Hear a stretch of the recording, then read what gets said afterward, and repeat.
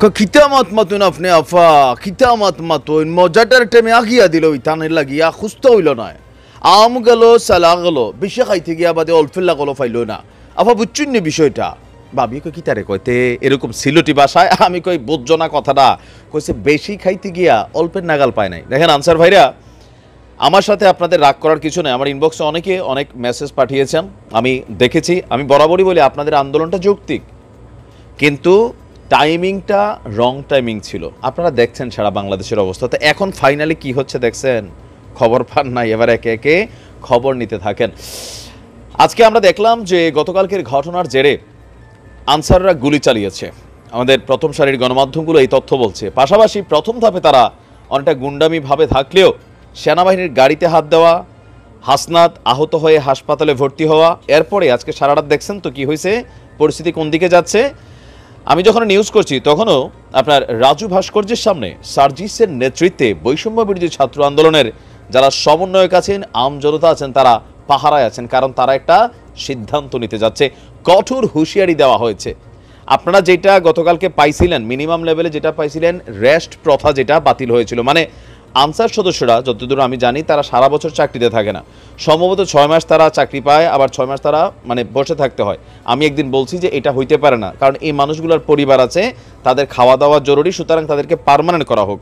তো আজকে উপদেষ্টাদের সাথে প্রথম বৈঠকে কিন্তু সফল একটা ভূমিকা পেয়েছিল আনসার সদস্যরা।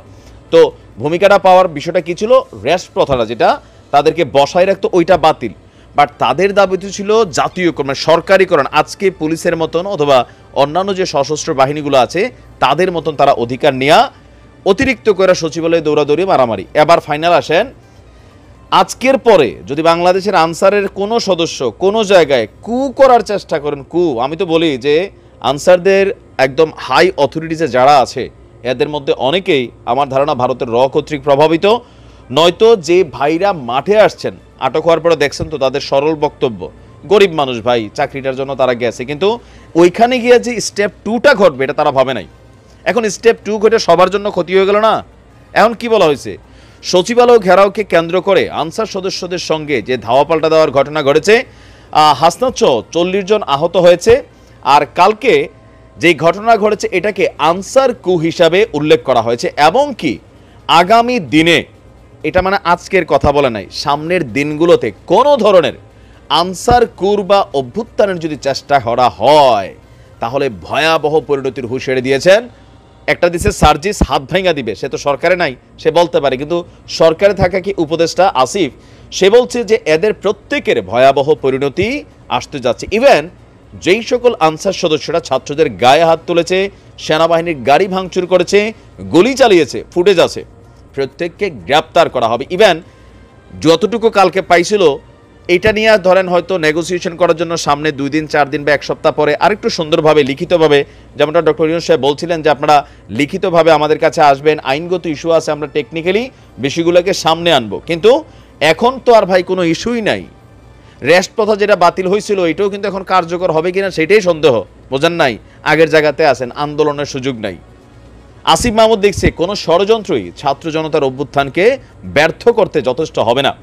জুডিশিয়াল কু, পথভ্রষ্ট আনসার কুর উদাহরণের পরেও যদি সাবধান না হন তবে সামনে ভয়াবহ পরিণতি আপনাদের ঘটতে যাচ্ছে। তবে বর্তমানে আর একটা খেলা শুরু হয়ে গেছে, যাই ঘটে আওয়ামী লীগ সরকার যেমন বলতো বিএনপি জামাত বিএনপি জামাত বিএনপি জামাত, এখন দেখেন ভাই যাই ঘটে বলা হয়ে থাকে যেটা আওয়ামী লীগ যুবলীগ ছাত্রলীগ তারা এগুলা করতেছে। এখন আওয়ামী লীগ কি মানে এত আনসারও হয়ে যায়, কখনো ডাকাইতের বেশে নাকি ঘুরে, কি যে ভাই কি এগুলা কিন্তু আবার সঠিক না, ঠিক আছে?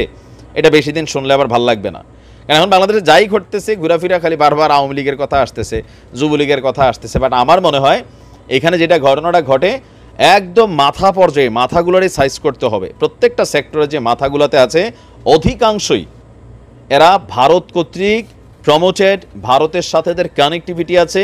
এমনকি আমরা যতদূর শুনেছি বিভিন্ন যে নিয়োগগুলো ছিল সেখানেও ভারতের একটা সম্মতির ইস্যু থাকতো। আমাদের কি বলে যে সাবেক প্রধানমন্ত্রী শেখ হাসিনার সরকারে এরকম অনেক ঘটনা নাকি ঘটছে। তো এখন আপনারা কি পাইলেন, যে রেস্ট প্রথাটা পাইলেন, এটাও কোনো গ্যাজেটেড হয় নাই, বোঝেন নাই? কালকে একটা আলোচনা হয়েছিল সুন্দর, কিন্তু এরপরে যেটা করছেন এটার পরে কি এটা গ্যাজেটেড হওয়ার সুযোগ আছে?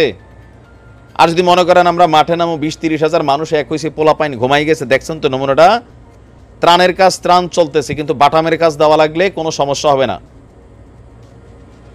কি পাইলেন, কি অর্জন করলেন? তবে আমরা আমাদের জায়গা থেকে আবার বলি, প্রত্যেকটা আনসার ভাইয়ের যেই দাবিগুলা সঠিক।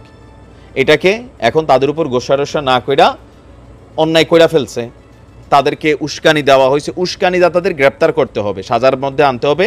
বাট বাকি যারা গরিব মানুষ, গরিব ঘরের সন্তান, 6 মাস চাকরিতে থাকে, 6 মাস থাকে না, একটা পরিবার আছে প্রত্যেকটা পুরুষের, সেই জায়গা থেকে পেটের দায়ে নাম ছিল, তবে তারা বুঝতে পারে নাই যে এখানে সেরকম কিছু হবে। তো সামনে থেকে উপর থেকে ডাক দিলে দৌড় দিয়েন না, পরে নিজেরও বিপদে পড়বেন। হ্যাঁ, মিনিমাম যে চাকরি আছে সেটাও থাকবে না। তবে আমরা ডক্টর ইউনূসের সরকারের কাছে আবেদন জানাচ্ছি আনসারদের পক্ষ থেকে যে এখন একটু গোসা টাইম বা এখন একটা অস্থির সিচুয়েশন, সব কিছু একটু ঠান্ডা হলে ইনশাল্লাহ আনসার ভাইদের যে দাবি দাওয়াগুলো সেগুলো যেন পূরণ করা হয়। ভালো থাকুন, আসসালামু আলাইকুম।